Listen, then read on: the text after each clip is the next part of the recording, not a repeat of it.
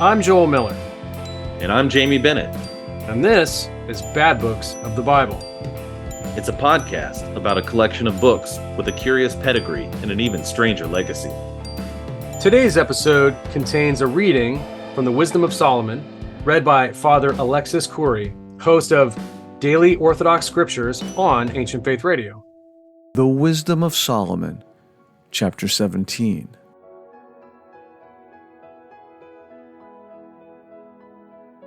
Great are your judgments, and hard to explain.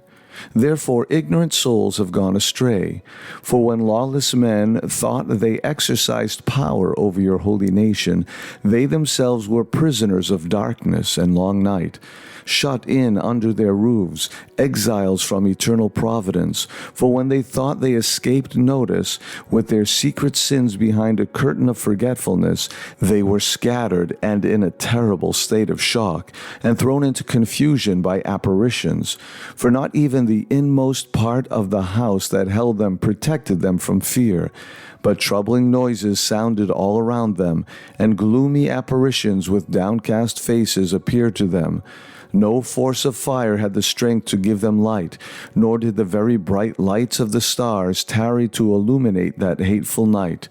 Now a self-acting fire full of fear alone shone through to them, but they were greatly terrified when that apparition was not perceived.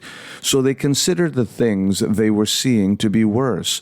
The delusions of their magic were ineffective, and so was the arrogant certainty of their pretense to have insight.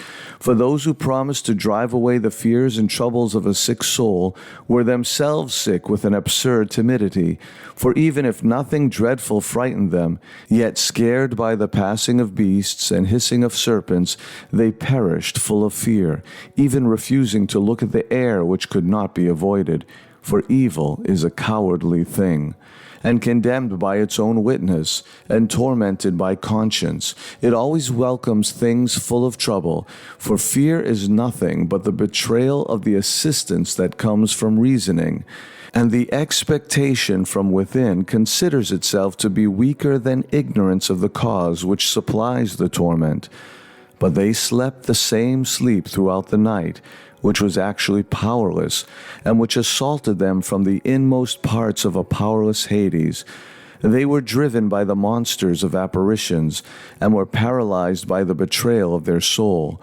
For sudden and unexpected fear was poured out on them. So then whoever was there fell down, and thus was kept shut up in a prison not made of iron. For whether someone was a farmer, or a shepherd, or a worker who labored in the wilderness, he was overtaken by force, and endured inescapable punishment, for all were bound with one chain of darkness. Whether there came a whistling wind, or the musical sound of birds and wide-spreading branches, or the motion of violently rushing water, or the hard crash of rocks thrown down, or the unseen running of leaping animals, or the roar of fierce wild animals, or an echo reflected from the hollow of mountains, it paralyzed them with terror. For the whole world was illumined with bright light, and embraced unhindered works, while over those men alone heavy night was spread, an image of darkness that was about to receive them, but they were heavier than darkness to themselves. The Wisdom of Solomon, Chapter 18. But for your holy ones there was a very great light. Their enemies heard their voice, but did not see their form, and they considered them blessed because they had also not suffered. For your holy ones did not harm those who previously wronged them, so they were thankful and begged for grace for being at variance with them. Therefore you provided a flaming pillar of fire as a guide for their unknown journey, and a harmless sun for their glorious exile. For their enemies deserved to be deprived of light, and imprisoned in darkness, those who imprisoned your children, through whom the incorruptible light of the law was to be given to the world. When they resolved to kill the babes of your holy ones, and one child was exposed and rescued, you took away as a rebuke a multitude of their children, and you destroyed them together in the violent water. That night was made known beforehand to our fathers, so they might rejoice with sure knowledge in the oaths they trusted. The salvation of the righteous and the destruction of enemies were expected by your people. For you punished our enemies with the same means by which you called and glorified us. For in secret the holy children of good people offered sacrifices, and in harmony with the divine law made a covenant, that the saints would share alike in good things and in dangers. And already they were singing the praises of their fathers, but the discordant cry of their enemies resounded, and their pitiful outcry and mourning for their children spread abroad. The servant was punished with the same penalty as the master, and the common man suffered the same thing as the king. They all together by the one name of death had innumerable dead persons, for there were not enough living even to bury them, because in one critical moment their valued children were destroyed. For they disbelieved everything because of their sorceries, but at the destruction of their firstborn they acknowledged the people to be God's son.